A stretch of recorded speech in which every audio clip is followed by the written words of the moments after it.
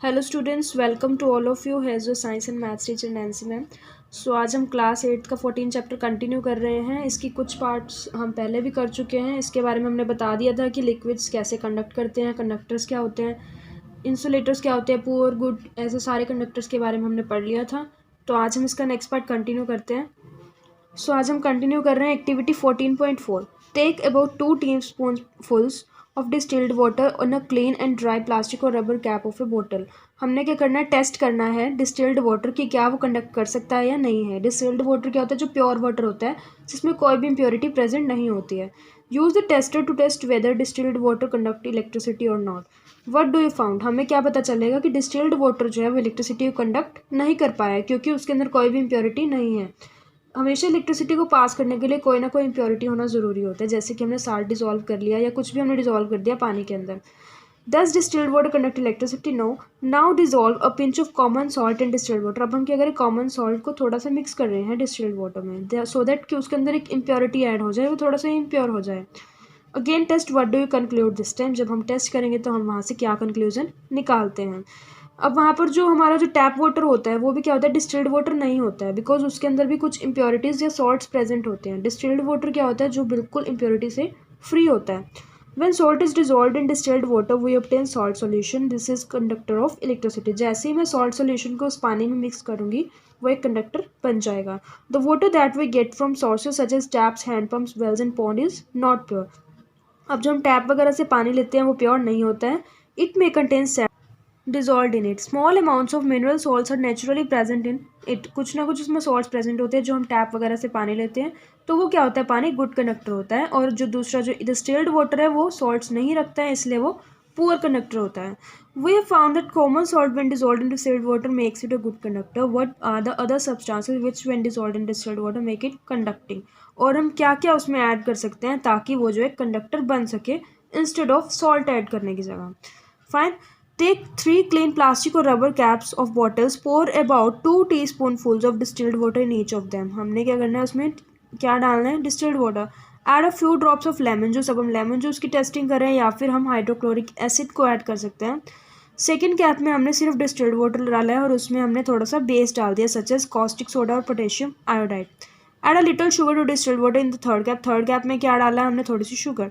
Test which solution conduct electricity which do not. हमने जब उसको टेस्ट किया उसमें से इलेक्ट्रिसिटी पास किया तो हमें चेक करना है कि किस सोल्यूशन में से, किस बॉटल कैप में से हमारा जो है इलेक्ट्रिसिटी कंडक्ट हो चुकी है। इससे हमें क्या पता चलेगा कि हमने जो 3 चीज़ें डाली हैं, लेमन जूस, दूसरा क्या हमने कॉस्टिक सोडा वगैरह, एंड थर्ड क्या डाला है, हमने शुगर डाली है, तो पता लग जाएगा कौन सा बेस्ट कंडक्टर है तीनों में से। Activity 14.6, chemical effects of electric current. अब जो केमिकल इफेक्ट्स क्या होते हैं, इलेक्ट्रिक करंट क्या क्या केमिकली चेंज लाता है। Take out carbon rods carefully from 2 discarded cell. Cell में से हमने कार्बन रोड को निकाल लेना, एक्सट्रैक्ट कर लेना है। Clean the metal caps with sandpaper. Wrap copper wires around the metal caps to the carbon rods and join them to a battery. हमने क्या करना है, एक वायर उसके साइड में रैप करनी है और उसको हमने बैटरी से ज्वाइन कर दिया। अभी जो मेटल कैप है हमने इस सोल्यूशन से बाहर रखना है। अभी सोल्यूशन किस चीज़ का लिया गया है, हम यहाँ पर देखते हैं। Pour a cup full of water in a glass bowl. हमने वाटर लिया है। Add a teaspoon full of salt और few drops of lemon juice to the water. अब जो हमने लिक्विड लिया है यहाँ पर, इसके अंदर हमने क्या क्या ऐड कर दिया है, लेमन जूस भी ऐड कर दिया है और या फिर सॉल्ट ऐड कर दिया है। Now emerge the electrodes. अब ये जो दो हमने ये लिया है वायर, या कह सकते हैं मेटल रोड्स लिया है, इसे हम इलेक्ट्रोड्स कहते हैं। इलेक्ट्रोड्स होती हैं 2 टाइप की, एक होती है नेगेटिव, एक होती है पॉजिटिव। अब जो नेगेटिव इलेक्ट्रोड होती है वो तो होती है हमारी कैथोड, और जो पॉजिटिव होती है वो होती है हमारी एनोड, ठीक है। और दोनों को बोलते क्या हैं, इलेक्ट्रोड्स। सो हम क्या देख रहे हैं, make sure that metal caps of carbon rods are outside the water. जब हम 3-4 मिनट के बाद देखेंगे, do you notice any gas bubbles near the electrode. हम देखेंगे कुछ गैस बबल्स अराइज हो गए हैं उन्हीं इलेक्ट्रोड्स के साइड पे, तो इससे क्या पता लगता है कि उसमें एक केमिकल चेंज आ रहा है। The passage of an electric current through conducting solution causes chemical reactions. अब जो इलेक्ट्रिक करंट है वो केमिकल रिएक्शंस भी प्रोड्यूस करता है, तो इसीलिए वहाँ पर बबल्स क्या हो गए, फॉर्म हो गए। उस केमिकल इफेक्ट के कारण कलर भी चेंज हो सकता है, चेंजेस ऑफ कलर में होकर। The reaction would depend on what solution electrodes are used. वो डिपेंड करेगा, कैसा चेंज आएगा, किस पे डिपेंड करेगा, हमने एक कंडक्टर कौन सा लिया है। कभी हमने कोई और चीज़ ले लिया, कॉपर ले लिया, कोई और सोल्यूशन ले लिया, उस सब के ऊपर वो डिपेंड करेगा कि हमारा जो केमिकल चेंज है वो कैसा आएगा। अब जो नेक्स्ट एक्टिविटी है, इसमें पोटैटो को एक चेक किया गया है कि क्या पोटैटो इलेक्ट्रिसिटी कंडक्ट कर सकता है। तो उसमें क्या किया गया, जब हमने वायर्स इसमें अटैच की तो जब थोड़ी देर बाद देखते हैं इलेक्ट्रिक करंट पास होने के बाद कि उसके साइड पे कौन सा एक स्पॉट एराइज हो रहा है ग्रेनिश ब्लू कलर का। थोड़ी देर बाद क्या पता लगता है कि जहाँ से वायर्स पास हुई है वहाँ पर ग्रेनिश ब्लू कलर का एक स्पॉट अराइज हो गया। इससे क्या पता लगा कि इसने इलेक्ट्रिसिटी को पास कर दिया और वहाँ पर एक कलर चेंज आया, यानी कि एक केमिकल इफेक्ट आया due to electric current. Next is electroplating. You know that a brand new bicycle has shiny handlebar and wheel rims. जब हम कोई नई चीज़ परचेज करते हैं वो बहुत शाइनी अपीयरेंस की होती है, स्पेशली जब वो मेटल से बनी हो। इधर accidentally scratch the shiny coating comes of revealing a not so shiny surface beneath. जब वो कोई एक्सीडेंटली हम गलती से उस पर कोई स्क्रैच आ जाए तो उसमें शाइनी अपीयरेंस हट जाती है, इसलिए वो इतना शाइनी सरफेस नहीं रहता। You might have also seen women using ornaments which appear to be made up of gold. कुछ जो ऑर्नामेंट्स हम यूज़ करते हैं, ज्वेलरी यूज़ करते हैं, वो लगता तो है कि गोल्ड की है, लेकिन उसको क्या कहते हैं कि उस पर पॉलिश हुई हुई है, ठीक है, वो अंदर से किसी और मेटल की बनी होती है। However, with repeated use, the gold coating wears off, revealing silver or some other metal beneath। जब वो उसके ऊपर से पॉलिश हट जाती है तो अंदर से कोई और कलर का मेटल निकलता है। इसका मतलब कि उसके ऊपर कोई एक प्लेटिंग की गई है, एक सरफेस को कवर किया गया है। We will need copper sulfate and 2 copper plates of size around this। हमको क्या करना है, कॉपर सल्फेट या कॉपर प्लेट्स लेनी है। Take 250 ml of distilled water in a clean and dry beaker, dissolve 2 teaspoonful of copper sulfate in it। हमने जो solution add करना है वो किसका लेना है, कॉपर सल्फेट का। और जो दो क्या लिया हमने, कॉपर प्लेट्स लिए हैं, ठीक है। ये जो हमने इलेक्ट्रोलाइट ले लिया कॉपर सल्फेट का ले लिया सोल्यूशन का, और जो दो हमने प्लेट्स ली वो ली कॉपर प्लेट। जब हम इसमें से इलेक्ट्रिसिटी पास करेंगे तो हम क्या देखते हैं, इस एक्टिविटी में क्या गिवन है कि जो यहाँ पर कॉपर सल्फेट प्रेजेंट है, कॉपर सल्फेट का फॉर्मूला होता है CuSO4, ठीक है, जिसमें जो Cu होता है उसके ऊपर पॉजिटिव चार्ज होता है, 2 पॉजिटिव कह सकते हैं, और इसके ऊपर क्या होता है 2 नेगेटिव चार्ज, ठीक है। पॉजिटिव होता है हमारा कैटायन और जो नेगेटिव होता है वो एनायन होता है। और कैथोड एनोड में देखें तो पॉजिटिव क्या होता है, एनोड, और नेगेटिव क्या होता है, कैथोड होता है, ठीक है। अब देख रहे हैं कि पॉजिटिव जो होता है हमेशा नेगेटिव की तरफ जाता है। तो अब देखो इसके अंदर क्या क्या प्रेजेंट है, एक Cu पॉजिटिव और SO4 भी क्या प्रेजेंट है, नेगेटिव। टोटल क्या है, कॉपर सल्फेट जो सोल्यूशन है। अब जब हमने कॉपर की 2 प्लेट्स ले ली हैं, अब देखो जो चीज़ नेगेटिव से अटैच हुई होगी, यानी कि यहाँ ये क्या हुआ, नेगेटिव टर्मिनल, ये नेगेटिव की तरह बिहेव करेगी इलेक्ट्रोड। ये पॉजिटिव जो बड़े वाले होती है ये स्टिक, ये क्या होती है पॉजिटिव, तो ये क्या होगी, यानी कि ये प्लेट क्या होगी हमारी, पॉजिटिव टर्मिनल होगी। अब जो पॉजिटिव चीज़ है वो कहाँ जाएगी, डेफिनेटली नेगेटिव वाले इलेक्ट्रोड पे, और जो नेगेटिव चीज़ है वो कहाँ जाएगी, पॉजिटिव पे। 2 इलेक्ट्रोड्स लिए हमने, एक पॉजिटिव के साथ अटैच किया, यानी कि ये क्या बन गया हमारा एनोड, और ये जो हमने नेगेटिव के साथ अटैच किया ये क्या हो गया हमारा कैथोड। और हमारा जो सोल्यूशन है वो क्या है, पॉजिटिव का भी है नेगेटिव का भी है। जैसे ही इलेक्ट्रिक करंट पास होगा हम क्या देखते हैं कि जो इस सॉल्यूशन में से ये पॉजिटिव चीज़ है, कॉपर है Cu2 पॉजिटिव, ये कहाँ जाने लग गया हमारा, नेगेटिव इलेक्ट्रोड पे, ठीक है। इसके ऊपर ये जमने लग गया, कवर होने लग गया इसके ऊपर। अब क्या हुआ, इस सॉल्यूशन में क्या रह गया, ओनली SO4 2 नेगेटिव, ठीक है। तो अब क्या होगा, जो ये हमने कॉपर का लिया है ये कॉपर क्या होगा, निकल के इस सॉल्यूशन में ऐड होना शुरू हो जाएगा। अब जो यहाँ पर कॉपर था वो तो मैंने आपको पहले ही बताया कि ये कॉपर कहाँ जा रहा है, नेगेटिव पे, और ये वाला जो कॉपर है वो कहाँ आ रहा है, इस सॉल्यूशन के अंदर। मतलब ये साइकिल जो है चलता जाएगा, यहाँ से कॉपर सॉल्यूशन में से कहाँ जाएगा, नेगेटिव पे, और ये वाला कॉपर उतर के फिर से लिक्विड में आ जाएगा, फिर कॉपर नेगेटिव पे जाएगा, फिर ये सॉल्यूशन में आ जाएगा। तो इस तरह से ये कॉपर की कवरिंग चलती रहेगी उसके ऊपर, और इसी को हम कहते हैं इलेक्ट्रोप्लेटिंग। क्यों इलेक्ट्रोप्लेटिंग, मतलब इलेक्ट्रो मतलब इलेक्ट्रिसिटी, प्लेटिंग मतलब उसके ऊपर कवर होना।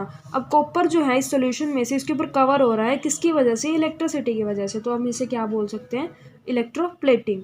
फाइन, बिकॉज इसके अंदर Cu और SO4 थे, दोनों क्या है, एक पॉजिटिव एक नेगेटिव है। पॉजिटिव कहाँ पे जाता जाएगा, इस नेगेटिव वाले के ऊपर अटैच होता जाएगा, और यहाँ पर जो वैकेंसी बन गया कॉपर की वो इससे फुलफिल होती रहेगी, यहाँ से कॉपर उतर के यहाँ आता रहेगा, क्योंकि हमने प्लेट किसकी ली है, कॉपर की। So the process of depositing a layer of desired metal on another metal by means of electricity is called electroplating. वो प्रोसेस जिसके अंदर एक मेटल दूसरे मेटल के ऊपर जमता रहता है, कवर होता रहता है इलेक्ट्रिसिटी की वजह से, that is called as electroplating. Electroplating is very useful in process.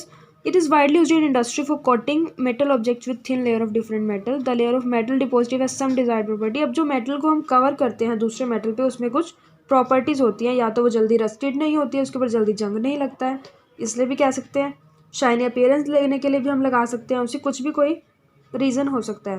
For example chromium coating is done on many objects, both taps, bath taps, kitchen gas, ये क्या हमारे पास, burners, bicycle hand bars, wheel rims and many other. Chromium की plating हम इसके ऊपर कर सकते हैं, जैसे हमने इस पर कॉपर की किया वैसे ही हम क्रोमियम भी एक मेटल होता है दूसरे के ऊपर अटैच कर सकते हैं। Chromium has shiny surface appearance chromium जो है एक शाइनी अपीयरेंस का होता है, चमकदार होता है और उसके ऊपर जंग भी नहीं लगता। मैं आपको पहले ही बता चुकी हूँ कि हम जो कोटिंग करते हैं वो कुछ क्वालिटीज़ देख के करते हैं, या तो वो रस्टेड नहीं होता, उसके ऊपर जंग नहीं लगता है, कोरोजन नहीं होता, या उसकी शाइनी अपीयरेंस हो सकती है। इट रेजिस्ट स्क्रैचेस, के ऊपर स्क्रैचेस से भी ये बचाता है जिसके ऊपर ये लगा होता है। क्रोमियम जो है बहुत ज़्यादा एक्सपेंसिव होता है and it may not be economical to make whole object out of chromium. तो क्रोमियम एक इतना महंगा चीज़ है कि हम एक पूरा का पूरा ऑब्जेक्ट क्रोमियम का नहीं बना सकते हैं, तो वो बहुत ज़्यादा एक्सपेंसिव में चला जाएगा। So the object is made from cheaper metal only of coating chromium over it.